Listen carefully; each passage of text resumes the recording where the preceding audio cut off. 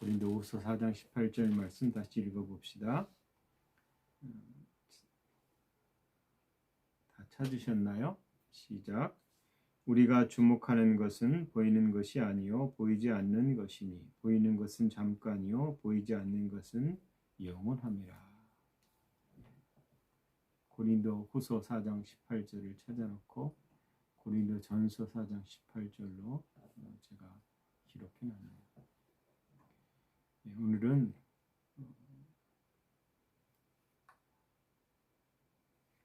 보이는 세계에서 보이지 않는 세계를 나타내는 법, 즉 어떻게 믿음의 말을 할 것인가를 좀 고민해보고 싶어서 이걸 정했습니다. 골로새서 1장 16절을 보면 만물이 그에게서 창조되되 하늘과 땅에서 보이는 것들과 이렇게 있고요. 그 다음에 보이지 않는 것들과 흑암 혹은 왕권들이나 주권들이나 통치자들이나 권세들이나 만물이 다 그로 말미암아 그를 위하여 창조되었고 라고 되어 있습니다. 여러분, 분명히 세계는 두 세계가 있다는 것, 보이는 세계와 보이지 않는 세계가 있다라는 것을 성경은 말하고 있습니다. 그런데 일반적으로 많은 사람들은 이 땅을 사는 동안 이 땅에 보이는 것들을 따라서 이것이 전부인 양 삽니다. 그래서 아담 이후의 인류는 모든 지식이 보이는 세계를 통해서 습득한 것들입니다. 그래서 오늘날 과학이 발달되는데 증가 속도가 굉장히 빨리 증가된다라고 말할 수 있습니다. 그리고 21세기에 지식의 정보와 그 다음에 정보혁명을 거쳐서 급속도로 증가 속도가 빨라지고 있다. 그래서 제가 그러면 인간의 그 두뇌가 굉장히 지식이 많으니까 똑똑해지겠지라고 생각을 했는데요. 또 통계에 의하면 현대인들이 지식이 증가되지만 두뇌의 반응 속도는 과거보다 느려졌다라고 되어 있습니다. 그 이유를 잘 모르겠지만 지식의 증가와 함께 이 다양한 지식을 활용하는 데 있어서는 이 반응 속도가 더 떨어진다라는 겁니다. 하나님은 우리가 가지고 있는 이 지식을 활용하실 수도 있지만 우리의 지식 외에 또 다른 지식이 있다라고 말합니다. 그게 뭐냐면 하나님으로부터 오는 지식입니다. 우리의 지식은 상대적이고 어떻게 보면 감각적인 지식들입니다. 그리고 이 지식으로는 하나님 나라의 지식, 즉 하나님으로부터는 지식이나 그 세계를 제대로 알 수가 없다라고 말할 수 있습니다. 그리고 이 하나님으로부터 오는 지식을 우리는 잘 만들어낼 수도 없습니다. 아담이 타락하면서 하나님의 지식의 채널을 잃어버렸기 때문이죠. 그리고 많은 사람들이 하나님으로부터 오는 지식을 극소수나 아주 적은 사람들만 소유하고 있었습니다. 물론 이스라엘은 성령님이 계시지 않은 상태에서 선지자나 왕이나 제사장을 통해서 하나님의 계시들을 받았고 그것을 선포했습니다. 오늘날 우리가 이 지식을 갖기 위한 가장 첫 번째 하는 일이 거듭남입니다. 거듭나면 우리 가운데 그 지식의 채널이라고 말할 수 있는 성령님이 우리 안에 계시게 됩니다. 그 성령의 임재를 통해서 성령님의 내주를 통해서 하나님이 우리에게 말씀하시는 바에 대한 확연한 깨달음과 지식들을 알아간다라는 겁니다. 그래서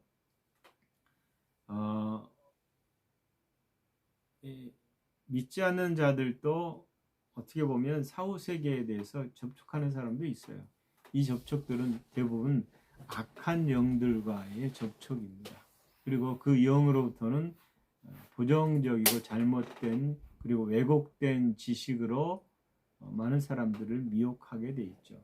그 일을 앞장서는 사람들이 무당, 혹은 점쟁이, 혹은 타종교회, 부두교의 그런 점성술가들 이런 사람들이겠죠. 예, 제가 죽고 난 다음에 세계에 대한 관심이 별로 없습니다. 왜냐하면 그것은 죽은 다음에나 가능한 일이지 그것을 굳이 내가 알 필요는 없다라고 생각합니다. 물론 어떤 사람들은 천국과 지옥에 간증을 하죠. 그러나 그것도 그닥 큰 것은 아닌 것 같아요. 왜냐하면 우리가 분명한 것은 사후 세계가 있다, 하나님 나라가 있다는 걸 우리가 믿고 있고 그것을 계속 주목할 필요는 없다라는 거죠. 그런데 성경은 보이지 않는 것을 주목하라 이렇게 말하니까 우리가 하나님의 죽어서 갈 그 나라를 주목하라는 건가 라고 말하는데 결코 그것을 말하지는 않습니다. 우리는 예수 그리스도 안에 있고 예수 그리스도 안에서 우리는 영이요 또 하나님 안에서 혼을 가지고 몸 안에 산다 이렇게 되어 있습니다. 그래서 보이지 않는 것에 대한 접근, 그것을 어떻게 주목할 것인가에 대한 생각을 좀 할 필요가 있다는 생각을 했습니다.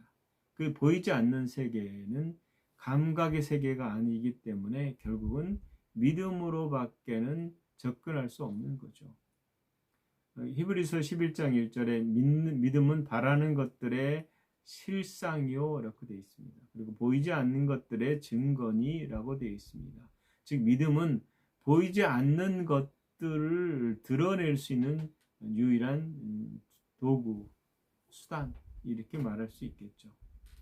그래서 히브리서 11장 7절에 보면 믿음으로 노아는 아직 보지 않은 일에 경고하심을 받아 경외함으로 방주를 준비하여 그 집을 구원하였으니 이로 말미암아 세상을 정죄하고 믿음을 따르는 의의 상속자가 되었느니라 이렇게 되어 있습니다. 노아는 믿음의 사람입니다. 그는 하나님께서 이르신 말씀을 믿었습니다. 하나님께서 심판하시겠다라고 말했을 때에 그 당시에 심판하기 직전에 이 상황은 전혀 심판의 징조가 없었거든요. 잘 먹고 잘 살고 풍성하고 그런 가운데 하나님께서 경고하시고 그 경고를 그가 믿었다. 하나님 말씀을 믿었다. 그래서 방주를 준비했다라고 말하고 있습니다. 우리는 감각적인 부분에 굉장히 익숙해 있습니다. 성경을 육신이라고 육신의 생각이라고도 말하는데요. 우리는 우리의 몸의 어떤 상태에 대해서 잘 말합니다. 근데 이게 이제 아주 익숙하잖아요. 그래서 우리가 불편하면 불편하다고 말을 하게 되어 있습니다. 그런데 성경이 말하는 방식으로 우리의 생각을 전환시키려고 할 때에 가장 그것을 방해하는 게 육신입니다. 근데 왜 이 말을 하냐면 우리는 영이거든요. 영이라고 할 때 영은 의식하거나 느끼는 게 아닌데 의식에 대한 부분은 우리 혼이기 때문에 혼이 영의 것을 말할 것이냐 혼의 것을 말할 것이냐의 선택에서 육신이 쉽다라는 얘기예요. 저도 얼마 전에 이렇게 흙을 좀 밟았는데 산책 갔다가 황토흙을 그 다음날 되게 몸이 뻐지근하니까 제가 뭐라 그러겠어요. 아침에 일어나서 뻐지근하다 이렇게 말하거든요. 이게 이제 우리의 일상적인 반응들입니다. 그런데 문제는 이 일상적인 육신적인 반응들이 오히려 믿음의 말들을 많이 해방한다라는 걸 제가 경험합니다. 제가 믿음의 기도를 한다고 말하면서도 육신적인 반응이나 육신적 감각적인 것으로도 누리려고 한다. 그게 더 의지하려고 한다라는 것을 제가 보기 때문입니다. 그래서 믿습니다 라고 말하는 이 믿습니다의 전제 안에 있는 믿음의 것들이 잘 안 된다라는 걸 저도 절감할 때가 많습니다.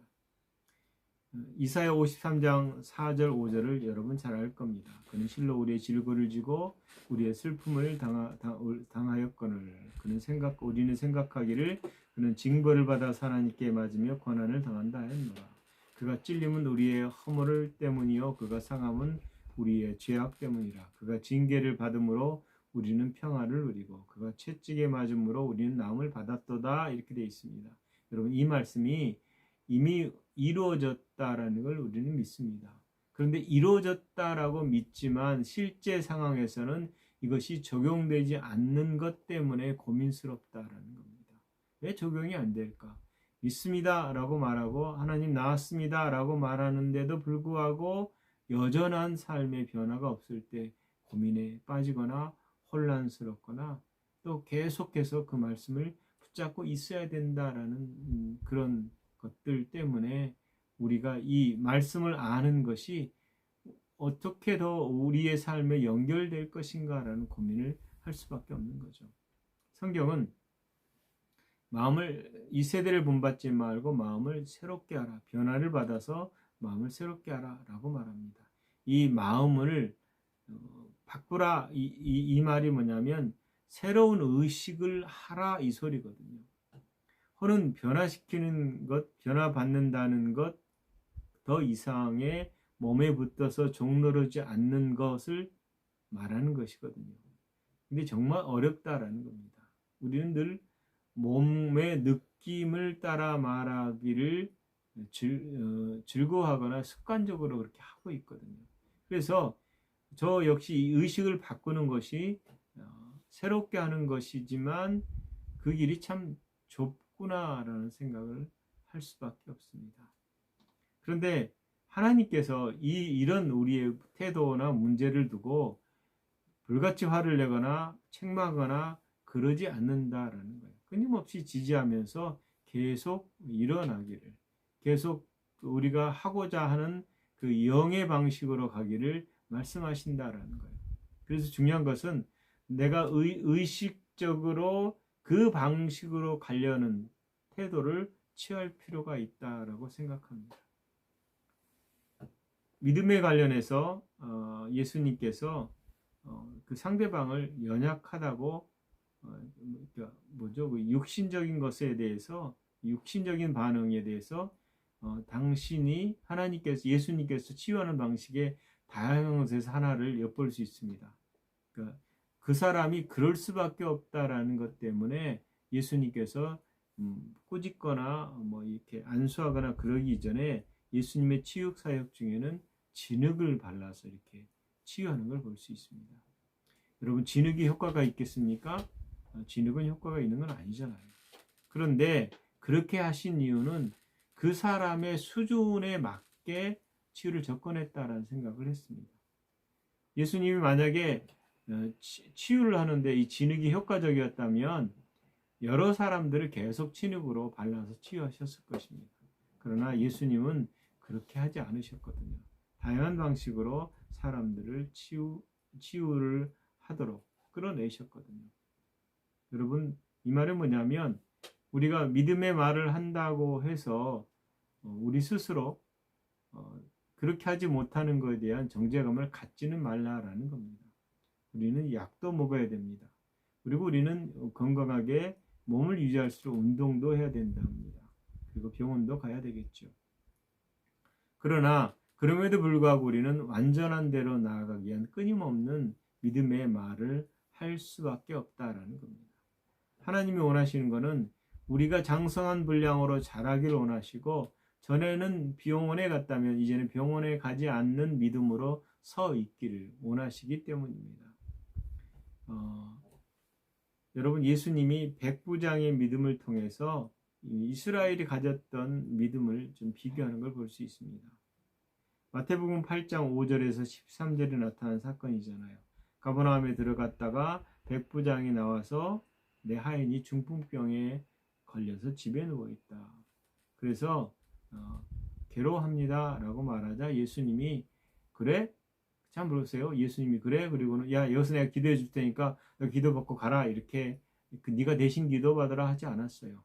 예수님께서 뭐라고 말씀하셨냐면 내가 가서 고쳐주리라 이렇게 말씀했거든요. 그러자 백부장이 말하기를 예수님이 내 집에 오는 것을 내가 참 감당하지 못하겠다. 다만 말씀으로만 해달라 이렇게 하세요. 그러면 내 하인이 낫겠사옵나이다. 왜 그렇게 하는 이유를 말하죠. 나도 남의 수하가 있는 사람이라 내 아래에도 군사가 있으니 이더러 가라 하면 가고 저더러 오라 하면 옵니다. 그래서 예수님께서 그렇게 하시면 나을 거라고 얘기하는 거예요.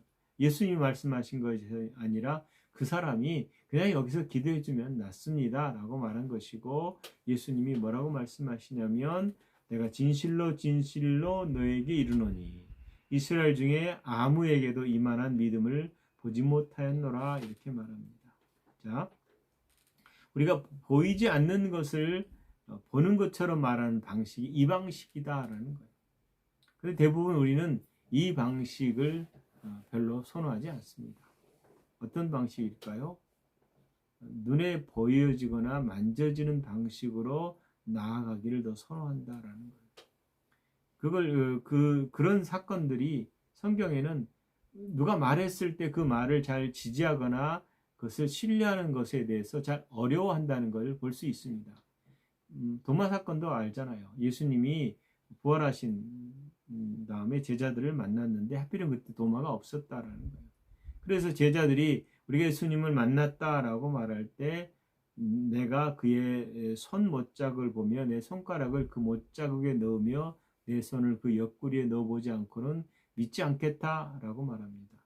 이 말이 역으로 생각하면 도마가 예수님의 죽음을 목격하고 그의 몸에 어떤 상처와 어떤 흔적이 있다라는 걸 알고 있었기 때문이에요. 얼마나 끔찍하게 죽으셨겠어요. 못 박힌 거 받고 옆구리에 창이 찔려서 구멍이 뚫어졌다라는 것을 알 수가 있거든요. 그래서 예수님 봤다고 그러니까 내가 그것을 보지 않고는 난 못 믿겠어 라고 말한 겁니다. 그런데 예수님이 나타나서 하신 말씀이 너는 나를 본고로 믿느냐 보지 못하고 믿는 자는 복되도다 이렇게 말합니다. 이 말의 뉘앙스에 우리가 알 수 있는 것은 믿음은 보지 않고 믿는 것이다 라는 걸 알 수가 있죠. 그런데 본거로 믿는다 라는 말은 치유된 것을 보고서 그제서야 믿는 것은 우리만이 아니라 믿지 않는 사람도 가능한 태도거든요.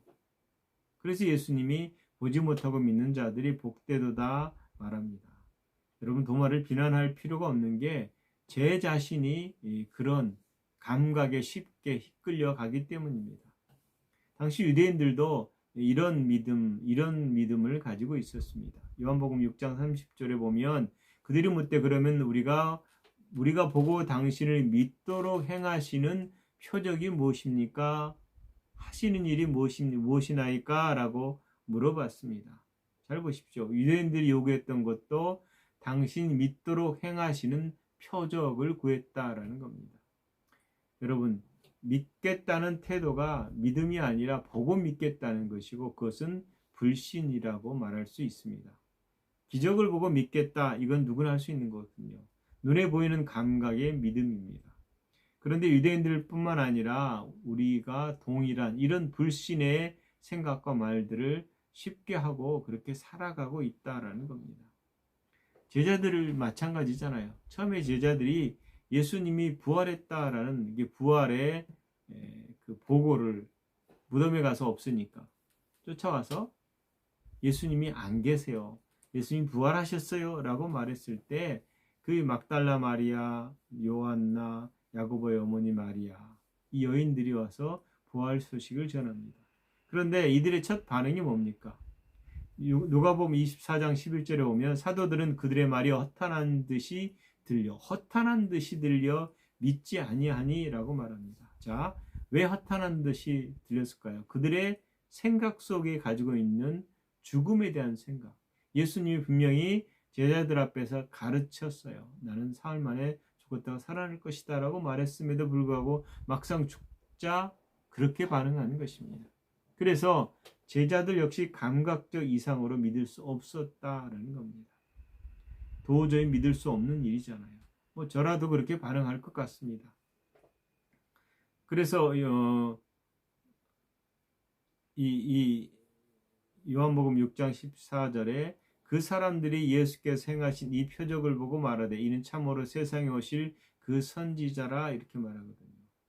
말씀과 표적에 대한 반응은 믿음을 일으키는 것보다는 오히려 놀라움과 우리의 전통적인 지식을 거스려서 분노를 일으키는 어처구니 없는 일들이 많습니다. 특별히 제가 느끼는 것은 이런 하나님의 은혜와 기적의 역사를 이해를 잘 못하는 사람들은 그렇게 행하는 사람들을 싫어해요. 차라리 병원 가지 뭘 자꾸 그 이상한 기도해줘 이렇게 말하기도 하거든요. 이런 현상이 오늘날도 교회 안에 여전히 있습니다. 그래서 우리의 전통, 잘못된 교리를 더 우선해서 성경이 말하는 것들을 자꾸 배척한다는 거예요. 예수님의 제자들도 그렇게 처음에는 눈으로 보고 손으로 만진 바 되었던 감각의 영역에서 예수 그리스도를 보았습니다. 그리고 그분이 함께 먹고 함께 우는 것을 가지고 그들이 가지고 있던 메시아 사상, 예수 그리스도에 대한 메시아에 대한 이해를 가지고 있다가 갑자기 이 메시아가 죽어버리잖아요. 그러자 그들이 놀랬다라는 겁니다. 그리고 부활하신 그 부활의 소식조차 거절했다라는 겁니다. 여러분, 하나님께서 우리에게 요구하시는 것은 그분의 말씀을 그대로 받아들이라. 눈으로 보거나 귀로 들을 수 있는 어떤 느낌이 아니라 증거와 상관없이 그 말씀을 받아들이고 행동해라 라고 요구합니다. 여러분 구원을 어떻게 받았습니까? 구원을 받은 것도 어떻게 보면 말씀을 듣고 마음에 믿었기 때문에 구원을 받는 것이잖아요. 로마서 10장 8절 11절을 여러분 주목해 보십시오. 그러면 무엇을 말하느냐? 말씀이 내게 가까워 내 입에 있으며 내 마음에 있다 하였으니 곧 우리가 전파하는 믿음의 말씀이라. 내가 만일 내 입으로 예수를 주로 시인하며 또 하나님께서 그를 죽은 자 가운데서 살리신 것을 내 마음에 믿으면 구원을 받으리라. 사람이 마음으로 믿어 의에 이르고 입으로 시인하여 구원에 이르느니라. 성경에 이르되 누구든지 그를 믿는 자는 부끄러움을 당하지 아니하리라 이렇게 되어 있습니다. 잘 보십시오. 여기에는 결국은 너무나 많은 들은 말씀인데 이 과정을 잘 보면 말한 것, 이른 말을 마음에 믿는다라는 겁니다. 그분이 말씀하여 말씀이 내 입에 가까워 내 입에 있으며 내 마음에 있다 하였으니 곧 우리가 전파하는 믿음의 말씀이라. 우리 입술로 예수님의 부활에 대한 믿음을 고백할 걸 원하십니다.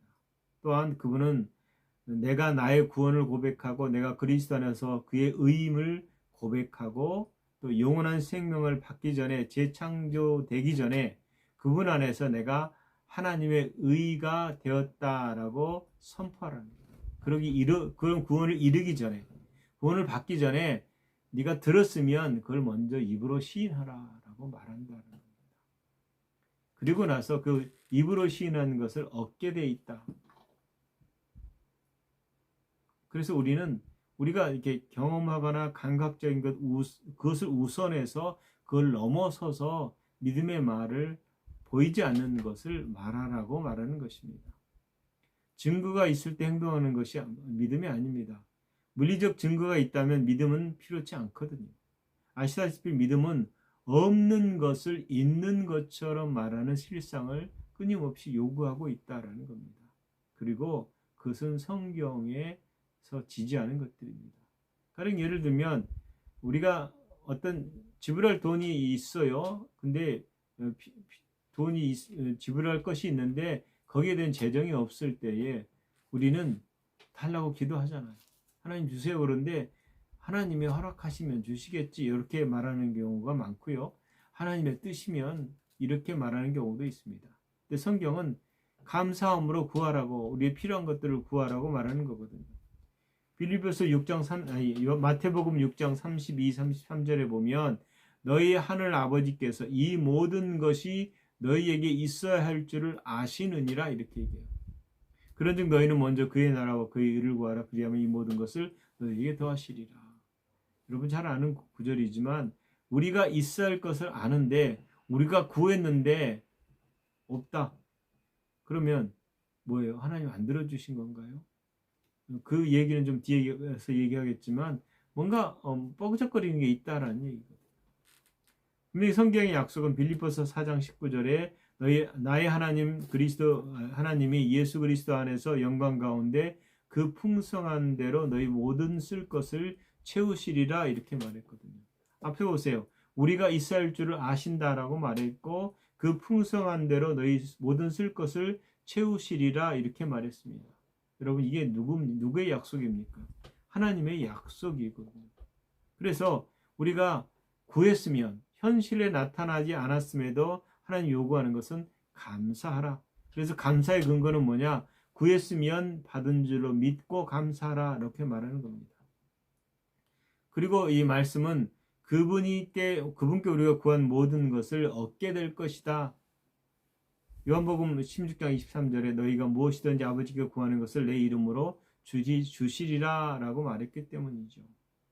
그런데 구했는데 왜 안 되죠? 라고 말할 때에 여러 가지 이유가 있을 것입니다. 성경에는 정욕에 의해 쓰려고 구할 때 얻지 못한다 라고 말했습니다. 실패할 확률이 있겠죠.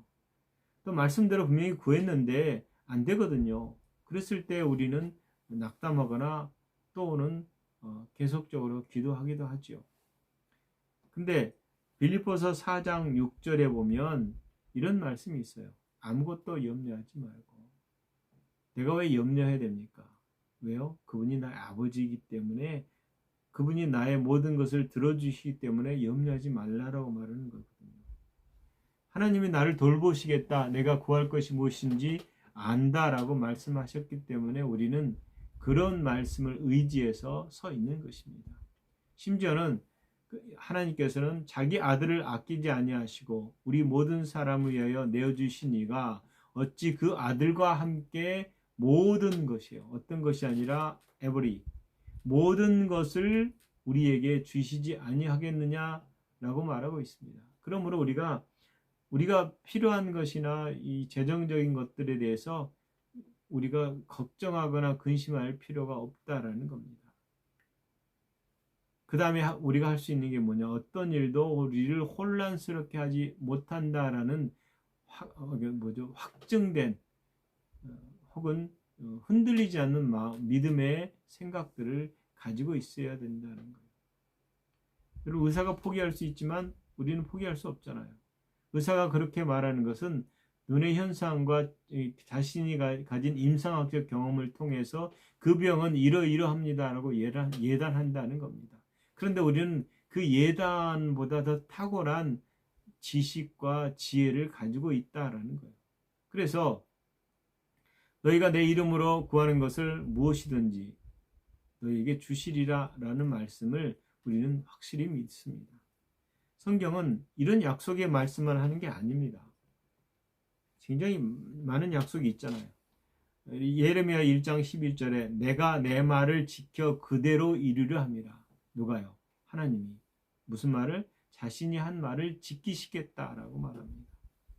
그래서 빌립보서 4장 7절에 가면 6절의 나머지 부분이 다만 모든 일에 기도와 간구로 너희 구할 것을 감사함으로 이렇게 말하고 있거든요. 이 감사함이라는 어구가 굉장히 중요한 생각을 하게 됩니다. 우리는 상황과 상관없이 우리 입술에 감사가 있어야겠구나. 그리고 그분을 찬양해야겠구나. 우리 상황에서 불가능할 것 같은데 하나님은 감사하라고 말한다면 우리가 순종으로 나가는 게 마땅하다는 생각을 합니다. 그 다음에 성경의 야고보서에 보면 1장 6절 8절에 보면 오직 믿음으로 구하고 조금도 의심하지 말라. 의심하는 자는 마치 바람에 요동하는 물결 같으니 이런 사람은 무엇이든지 주께 얻기를 생각하지 말라라고 말합니다. 즉 두 마음을 품지 말라라고 말씀하시는 거죠. 그렇다면 빌립보서 4장 7절로 6절에서 7절로 넘어가면 그리하면 모든 지각에 뛰어난 하나님의 평강이 그리스도 예수 안에서 너희 마음과 생각을 지키리라 이렇게 말씀해요. 이 말씀은 굉장히 중요합니다. 여러분, 상황이 우리를 찬양하지 못하게 감사하지 못하게 만들 수 있거든요. 제가 아는 어떤 집사님이 남편이 이렇게 병에 걸렸는데 기도로 나았어요. 그리고 이제 어디를 가서 호텔방에서인가요? 묵고 있는데 그 병이 다시 찾아와서 엄습을 했는데 거의 죽을 지경까지 이르는 거예요. 그럼 대부분 사람들은 아 죽는구나 라고 말하는데 이분은 그렇게 하지 않으셨다는 거예요. 그래, 이왕 죽을 것 같지만 그래도 내가 하나님을 찬양하리라. 전에 나은 것이면 나았는데 사단이 또 공격할 때에 사단에 맞서서 계속 찬양하고 감사했다고 그래요. 할수록 더 힘들어짐에도 불구하고 그럼에도 그것을 그 의지를 거기에 하나님께 드려서 기도했다고 하더라고요. 찬양하고 감사하고 찬양하고 감사하고 나는 나음을 입었다라고 말할 때에 그 질병이 떠나갔다라고 얘기를 하시더라고요.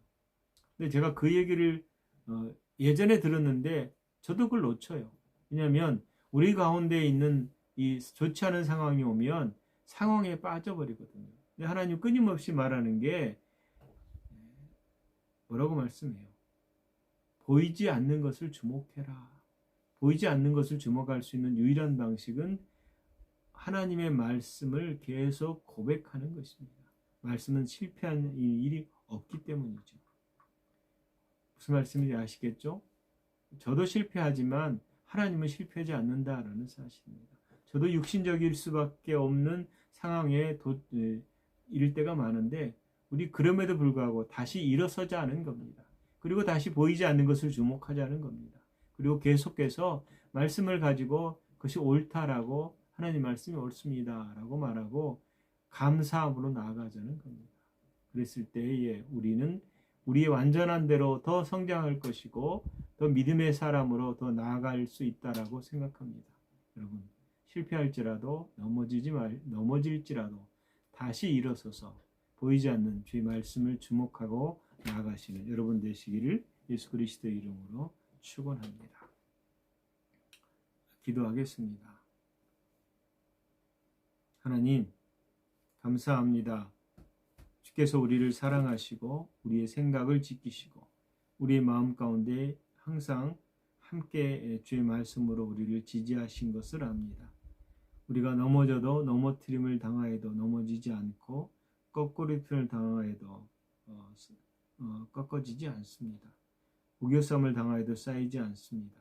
불꽃이 우리를 엄몰할 살을 차르지 못하고 아버지 바닷물이 우리를 엄몰지 못한다고 말씀하셨습니다. 두려워하지 말라 내가 너와 함께함이라 놀라지 말라 나는 내 하나님이 됨이니라. 그래서 아버지 우리가 실패를 맛볼지라도 다시금 일어섭니다. 주의 말씀으로 일어서고 주의 말씀으로 우리가 고백하고 우리가 여전히 주 앞에 서서 내 아버지께서 아들 예수 그리스도를 통해서 행하신 것들을 우리가 결코 버리지 않고 신뢰하고 서 있겠습니다. 우리를 도와주셔서 우리가 그리스도 안에서 더 자라나게 하시고 그리스도의 장성한 분량으로 나아가는 저희들 되게 하나님 인도하시옵소서. 성령님 우리 가운데 기름 부음으로 함께 하신 것을 감사합니다. 가르치시고 주의 말씀을 계시하시고 깨닫게 하시고 우리의 마음이 말씀으로 새롭게 되어서 말씀을 말하는 자로 서게 하시옵소서. 우리의 눈을 열어서 주의 귀한 법도를 보게 하시고 우리의 귀를 열어서 주의 세면 음성을 듣게 하여 주시옵소서. 한 주간을 살아가는 저희들이 하나님께 또 우리의 삶을 위탁합니다. 내가 아니라 주님이 직접 우리 삶을 이끌어가 주시고 우리가 죽었음에 누구든지 자기를 부인하라고 말씀하셨음에 내 옛사람을 이미 죽어버린 옛사람의 습성을 따라 가지 않도록 말씀을 날마다 주목하는 우리 삶이 되게 하시옵소서. 참으로 감사합니다. 예수님 이름으로 기도합니다. 아멘.